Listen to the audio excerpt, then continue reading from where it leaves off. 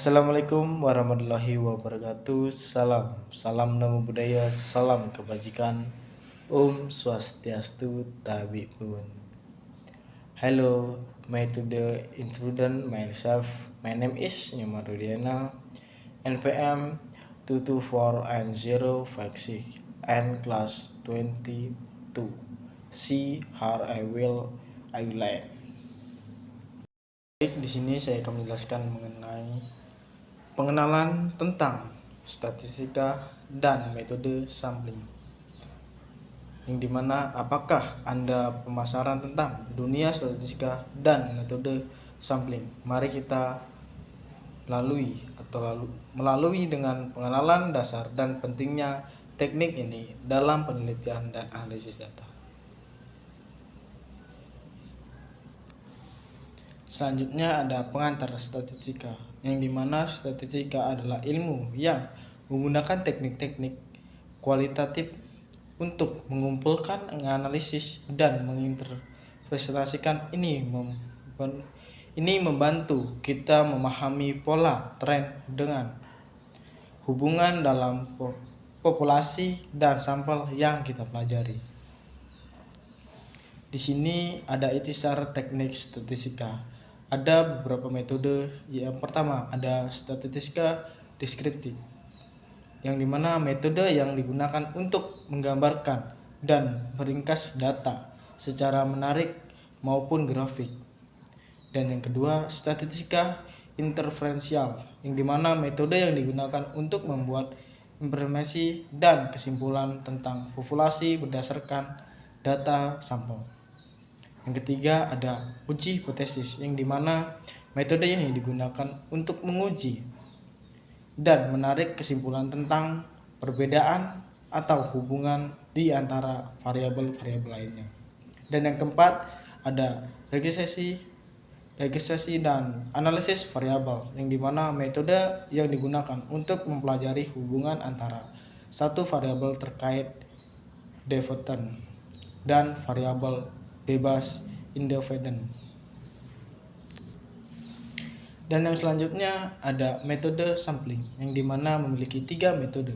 Yang pertama ada random sampling, yang dimana memilih sampel secara acak dan populasi untuk mendapatkan presentasi yang adil.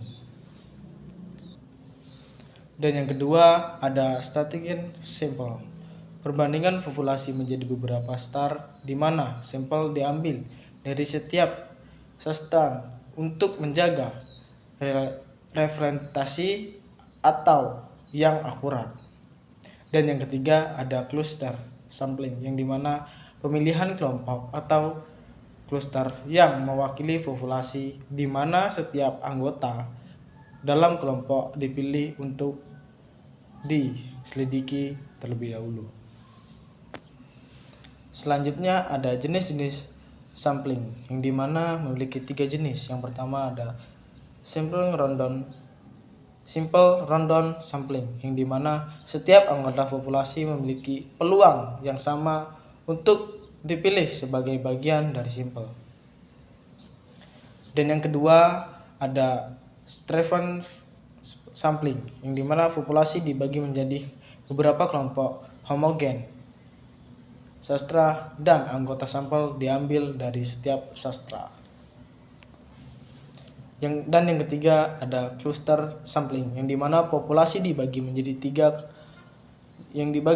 kelompok cluster dan kelompok yang dipilih secara acak diambil sebagai sampel. Selanjutnya ada sampling bias dan dampaknya, yang dimana memiliki 3 dampak. Yang pertama ada survivorship bias, yang dimana menyimpangnya hasil sampel karena hanya sampel yang bertahan hidup yang diperhitungkan. Dan yang kedua ada sampling non-referensial, mendapatkan respon yang rendah dalam sampel yang menyebabkan hasil tidak relevan.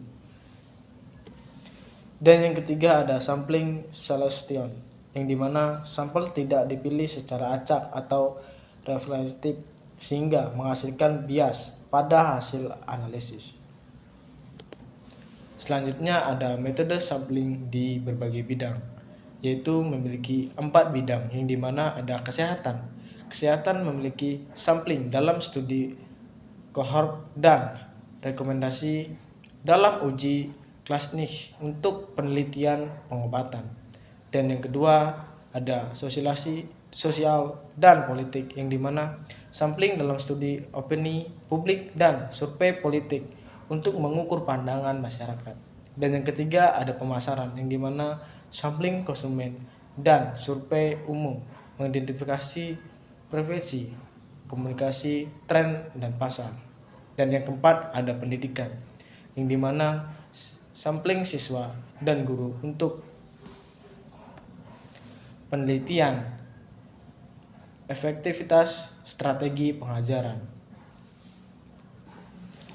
Dan selanjutnya ada kesimpulan, di mana dalam menjelaskan analisis statistika penting untuk memilih teknik sampling yang tepat untuk memastikan hasil yang akurat dan representatif. Berdasarkan bidang dan tujuan penelitian, variasi teknik sampling dapat diharapkan dengan hati-hati untuk menetapkan atau menemukan temuan yang Used to jump in the people go yelling, I stay with the nail, I ain't talking a loss.